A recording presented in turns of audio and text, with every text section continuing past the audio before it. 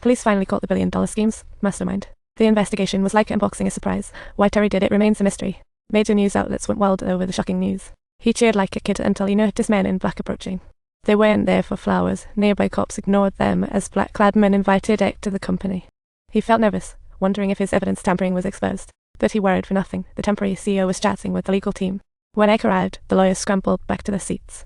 The CEO apologized, saying they shouldn't have used such underworld tactics to bring technically illegal. The legal team had to stand and listen, as Eck's evidence helped catch the ex-CEO. Desperate for tech talent, the CEO invited Eck to join as a cybersecurity superhero. If he joined, they guaranteed he'd be a millionaire in a year, a massive upgrade from his previous paycheck. Who could turn down such temptation? Surprisingly, Eck refused. The CEO asked the legal team to step aside for a chat. The legal folks were reluctant to go but complied. The lawyers were baffled. This kid was really reluctant to spend. Once everyone left, the CEO spilled the beans. He was the temporary boss now, seizing this fantastic opportunity. Who knew that a cyber attack would pave his way to promotion? He really wanted to thank those hackers. To cover all bases, he invited the tech who traced the attack to join promptly. Upon joining, the company would fund a top-notch cybersecurity department. That way, the CEO position would be more secure. Eck surprisingly refused again. I'm really nervous. The sudden turn of events left him in a tizzy, but he was the current hero in town. He thought, I really need, as a cybersecurity contractor. Jongen became famous because of this incident, but Eck couldn't care less. He waited for the hacker's next move when his boss called, offering a raise he didn't want. Despite company struggles, his boss insisted this employee single-handedly tracked the hacker. Because of his performance, he turned things around for the nearly bankrupt company. Now he was expected to take on the hacker group directly. How did he know this name? Eck was shocked. Harry, juggling multiple roles, also missed the mark occasionally. The hackers stole a ton of internal files and daily emails. The leader made a statement demanding the police release. They demanded the dissolution of the company, assets aiding the poor, and no negotiation otherwise. Secrets would be disclosed. The original plan didn't include this.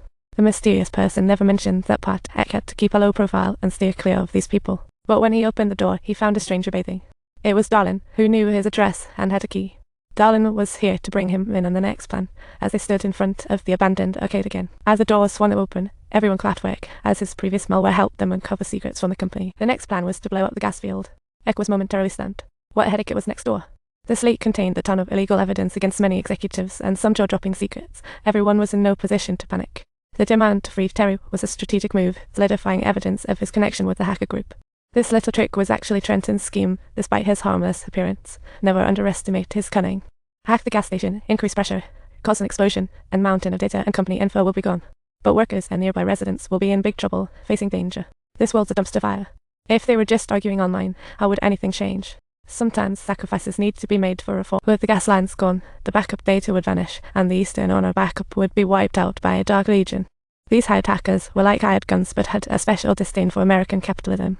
The enemy's enemy is a friend.